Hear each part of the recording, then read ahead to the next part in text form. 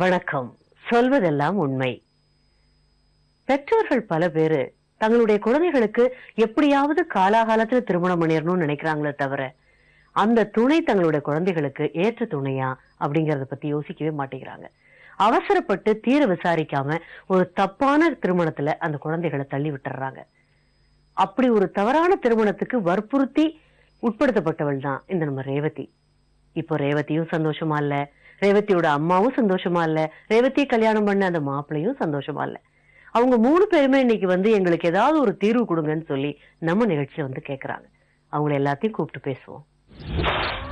பெற்றோர்களின் நிர்பந்தத்தால் ஏற்பாடு செய்யப்பட்ட ஒரு பொம்மை திருமணத்தால் ஒரு பெண்ணின் வாழ்க்கை எப்படி பாழானது? ரேவதி படிப்பிலும் அறிவிலும் கணவனை விட பல படிகள் மேலானவள் என்று நினைக்கிறாள். ஆனால் அவளுடைய தாய் அவளுக்கு சற்றும் பொருந்தாத ஒருவரை திருமணம் செய்து வைத்து விட்டதாக குற்றம் சாட்டுகிறார். தனது கணவன் மீது எந்த ஈர்ப்பும் தனக்கு இல்லை என்று அவள் சொல்கிறாள். ஆனால் அவரது கணவரோ தனக்கு இன்னும் ரேவதி மீது காதல் இருப்பதாகவும் அவளுடன் சேர்ந்து வாழ தயாராக இருப்பதாகவும் சொல்கிறார். யார் பக்கம் நியாயம் இருக்கிறது? ரேவதியின் தாய் ஏன் உடனடி கல்யாணம் என்கிற நிர்பந்தத்திற்கு தள்ளப்பட்டார்? ஈர்ப்பே இல்லாத திருமணம் என்று சொல்லப்படுகிற இந்த திருமணத்தில் யார் அதிகம் பாதிக்கப்பட்டது? யார் சொல்வது உண்மை? ரேவதி கணவனுடன் சேர்ந்தாரா இல்லையா? தொடர்ந்து பாருங்க. வாங்க கணேஷ், வாங்க உட்காருங்க. எந்த ஊர்ல இருந்து வரீங்க? தஞ்சாவூர்ல இருந்து வரேன். என்ன பண்ணிட்டு இருக்கீங்க கணேஷ்? இன்சூரன்ஸ்ல ஒர்க் பண்ணிட்டு இருக்கேன் மேடம். ஒர்க் பண்ணிட்டு இருந்தீங்களா? ஆமா. இப்ப ஒர்க் பண்ணலையா? இல்ல. ஏன்? இப்ப வீடு வேலை ஆயிட்டு இருக்கிறதுனால ஒர்க் பண்ணல. வீடு எங்க கட்டிட்டு இருக்கீங்க? ஊர்ல கட்டிட்டு இருக்கோம். ஓஹோ, அதுக்காக வேலையை விட்டீங்களா? இல்ல அப்பா வயசானவங்க, அதனால நம்ம தான் பாக்கணும் எல்லாத்தையும். ஓ, நீங்க ஒரே பையனா? ஆமா, ஒரே பையன். கூட பிறந்தவங்க எத்தனை பேரு? அக்கா ஒரு அக்கா. சரி. அவங்களுக்கு மேரேஜ் ஆயிடுச்சு. மேரேஜ்ல ஆகி அவங்க செட்டில் பண்ணிட்டாங்க. அவங்க செட்டில் ஆயிட்டோம். திருமணம் ஆயிடுச்சா? ஆயிடுச்சு மேடம். ஓ, எவ்வளவு நாளைக்கு முன்னாடி ஆச்சு? 2 வருஷம் ஆகுது. 2 வருஷம் ஆகுதா? குழந்தை இருக்கா? இல்ல. காதல் திருமணமா இல்ல அரேஞ்ச் மேரேஜ்? ஓ, பெரியவங்க பார்த்தாங்களே அவங்கள வச்சாங்க? இல்ல அப்பா அம்மா இல்லாம நான் பார்த்து அரேஞ்ச் பண்ணி பண்ணிக்கிட்டது அவங்களுடைய சம்மதத்தோட. அது என்ன விதமான அரேஞ்ச் மேரேஜ்? அதாவது பெரியவங்க பார்த்து அரேஞ்ச் பண்ணி வைக்கிறதா அரேஞ்ச் மேரேஜ்? அம்மா அப்பா இல்லாம நீங்க பார்த்து பண்ணிட்டீங்க? சில ப்ராப்ளத்தினால அதை தவிர்த்துட்டு பண்ற மாதிரி வந்துருச்சு. என்ன ப்ராப்ளம்? அது அம்மா அப்பா அவாய்ட் பண்ணிட்டு நீங்க கல்யாணம்? என்ன ப்ராப்ளம் கணேஷ் அப்படி? அது சில சூழ்நிலைகள் மேடம். வந்து பக்கத்துல எங்க பங்காளி வீட்டுல ஒருத்தவங்க எதுக்கு சூசைட் பண்ணிட்டாங்க.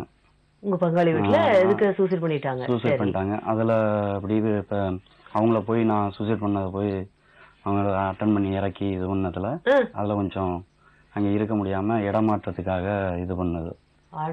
அதுல அப்படியே எனக்கு ஒரு மாதிரியா உடம்பு ஒரு மைண்ட் சேஞ்ச் ஆன மாதிரி ஒரு பார்த்ததுல பண்ணதுல தூக்கிட்டு போனது பயந்துட்டீங்களா? இல்ல அவங்க மேல உங்களுக்கு ரொம்ப பாசமா? இன்னுமே என் மேல ரொம்ப பாசமா இருப்பாங்க அவங்க. நானும் கொஞ்சம் பாசமா இருப்பேன். சரி. அதுல அப்படியே கொஞ்சம் மனமாற்றம் ஆகி என்ன நடக்குது போகுதுன்னே தெரியாம சேஞ்சிங் ஆகி அவங்க இறந்து போய் அந்த பாடி இறக்குனதுல உங்களுக்கு மனசு பாதிப்பாயிடுச்சு. ஆமா ஆமா ஆமா. ஓ, இந்த பேய் பிடிச்சது சொல்லுவாங்களே அந்த? ஆமா ஆமா ஆமா. அந்த அவங்களுடைய அவங்க பேசுறது போறது கூப்பிடுறது திடீர்னு கூப்பிடுற மாதிரி ஒரு ஃபீலிங்ஸு. தூங்கையில காப்பி கொடுத்தனே அப்படிங்கிற மாதிரி ஒரு ஃபீலிங்ஸு. அந்த மாதிரி சொல்றது அதெல்லாம் எனக்கு ஒரு நர்வஸா இருந்துச்சு. அதுல ஆனா இருக்க முடியல. அதனால இடம் சேஞ்சுக்காக போனோம். சேஞ்ச் ஆகி எங்க போனீங்க? காரைக்குடி. காரைக்குடி போனீங்க. சரி. அங்க போயிட்டு இன்சூரன்ஸ் பண்ணிட்டு இருந்தேன். அப்புறம் இடையில ஒரு அக்கா ஒருத்தவங்க பழக்கம் ஃப்ரெண்ட்லியா இன்ட்ரோடியூஸ் ஆனாங்க. அவங்களுக்கு சில ப்ராப்ளம்ஸ் இருந்துச்சு. அது சம்பந்தமா அவங்களும் சரி இதுல இன்சூரன்ஸ்ல சேர்த்துட்டு அவங்களையும் செய்ய வச்சு அவங்களையும் ஒரு 10 ரூபா சம்பாதிக்க வைப்போம் அப்படிங்கிற ஒரு இதுல அவங்களுக்கு ஹெல்ப் பண்ணிட்டு இது பண்ணேன். ஹெல்பிங் டெண்டன்சி உங்களுக்கு இயல்பாவே இருக்கு. அதனால அவங்க பொண்ணு ஒண்ணு இருந்துச்சு. அவங்க பொண்ணு படிச்சுக்கிட்டு இருந்தாப்புல.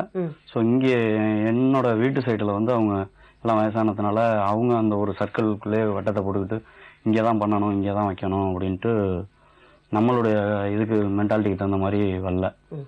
அதனால கொஞ்சம் அவாய்ட் பண்ணாங்க. வீடு வாசல் கட்ட முடியாது, இப்போ போக முடியாது, எல்லாமே நீ தான் பண்ணிக்கணும் போய்க்கணும், எங்களுக்கு சமமா தெரியாது போகாதுன்னு சொல்லி சில இதுல.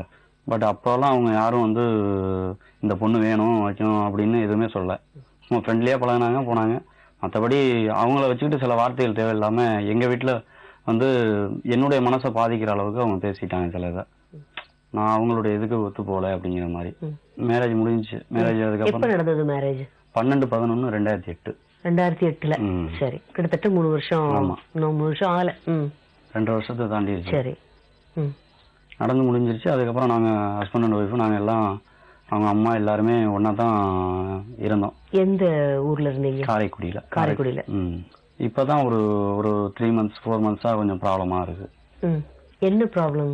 மிஸ்ஸஸ் வந்து படிச்சுட்டு இருந்தாப்புல. சரி. பிகாம் முடிச்சுட்டு அடுத்து எம்காம் படிக்கணும்னு சொல்லி சொன்னாங்க. சரி. அப்ப நான் சொல்லியிருந்தேன், இந்த மாதிரி அப்பா அம்மா உடம்பு முடியாதவங்க வயசானவங்களா இருக்காங்க, நம்ம போய் இங்கிட்டு வீடு பார்த்துக்கிட்டு அங்கே போயிட்டு தங்கிக்கிட்டு ரெண்டல் வாடகைக்கு வீடு பிடிச்சிக்கிட்டு இருப்போம். யார் சொன்னா? நான் சொன்னேன். சரி. அப்போ வந்து அவங்க என்ன சொன்னாப்புலன்னா, சரி பாப்போம் பண்ணுவோம் அப்படின்ட்டு சொல்லிக்கிட்டு இருந்தவங்க அப்புறம் வந்து இல்ல நான் இங்க வர முடியாது அப்படி இப்படின்னு கொஞ்சம் பயந்தாப்புல. அப்புறம் வந்து நான் எதுவுமே சொல்லல. சரி ஃப்ரீயா விட்டேன். அங்கே காலேஜ் இருக்கு, அங்கே சேர்த்துக்கலாம், எம்காம் படிக்கணும்னாலும் அங்கே படிச்சுக்கலாம், ஒன்றும் பிரச்சனை இல்லைன்னு சொன்னேன். அதுக்குள்ள அவங்க அட்வான்டேஜா முன்னாடி என்ன கேட்காம என்கிட்ட எந்த தகவலுமே இன்ஃபார்ம் பண்ணாம அவங்க கொண்டு போய் சேர்த்துட்டாங்க. இப்ப இருந்து நீங்களும் உங்க மனைவியும் அம்மா அப்பா கூட இருந்து பாத்துக்கணும்னு நினைக்கிறீங்க. ஏன் உங்க மனைவிக்கு அது பிடிக்கலையா? அவங்க அம்மா மாமனார் அம்மையார் வேண்டாம்னு நினைக்கிறாங்களா? இல்ல அப்படியெல்லாம் இல்ல, வேணும்னு தான் நினைச்சாப்ல. இப்ப இடையில வந்து என்னன்னா, இந்த எம்காம் படிச்சுட்டு இருக்கையில ஃபுல்லா எல்லா இதுவும் நான் தான் பார்த்து பண்ண செமஸ்டர் எல்லாமே படிக்க வச்சு விட்டாச்சு. முடிச்சிருச்சு. முடிச்சுட்டாப்ல. முடிஞ்சு கோர்ஸ் முடிஞ்சு. இதுக்கு இடையில இந்த படிக்க போன விதத்துல ஒரு சின்ன மனஸ்தாபம் 2 பேருக்குள்ள, அவ்வளவுதான். மற்றபடி வேற ஒண்ணும் இல்ல. என்ன மனஸ்தாபம்? படிக்க ப்ராஜெக்ட் ஒர்க்குக்கு போகணும்னு சொல்லியிருந்தாப்ல. சரி. நான் சொல்லியிருந்தேன் ப்ராஜெக்ட் ஒர்க்கு இங்க பண்ணிக்கலாம், திருச்சியிலயோ இல்ல இதுலயோ பண்ணிக்கலாம் அப்படின்னு சொல்லியிருந்தேன். அப்போ அவங்க சொன்னாப்புல இந்த மாதிரி டைட்டில் கொடுத்துருக்காங்க, டைட்டில் வந்து சென்னையில போய் வாங்கணும், டைட்டில் வாங்கிட்டு வரணும்னாங்க. ரைட்டு அப்படின்ட்டு வந்து சொன்னாப்புல, கேட்டாப்புல, சரின்ட்டு போய் சொல்லிட்டு அமௌண்ட் கொடுத்து எல்லாரோடையும் சேஃபா அவங்க ஃப்ரெண்ட்ஸோட போயிட்டு வரோம்னு சொன்னாப்புல. போயிட்டு வாங்கன்னு சொல்லியாச்சு. அதுக்கப்புறம் போயிட்டு சேஃபா வந்துட்டாப்புல. அப்ப காலேஜ் போயிட்டு காலேஜ் வந்து லீவ் விட்டாங்க. நான் ஒரு ஃபங்க்ஷன்ல இருக்கேன். இவங்க வந்து என்ன பண்ணிட்டாப்புலன்னா, நான் ஃபோன் பண்றேன், ஃபோன் அட்டன் பண்ணல. அப்புறம் அவங்க சிஸ்டருக்கு ஃபோன் பண்ணி கேட்கல, இந்த மாதிரி அக்கா வீட்டில தான் இருக்கு அப்படின்னு சொல்லி சொல்றாப்புல. 1:30 மணிக்கு ஃபோன் பண்றேன், நான் அட்டன் பண்ணல. திருப்பி எனக்கு 2:30 மணிக்கு ஃபோன் பண்றாப்புல. ஃபோன் பண்ணிட்டு திருப்பி நான் ஃபோன் பண்ணி கேட்கறேன், எங்க இருக்கேங்க? வீட்டில தான் இருக்கேன் அப்படிங்கிறது.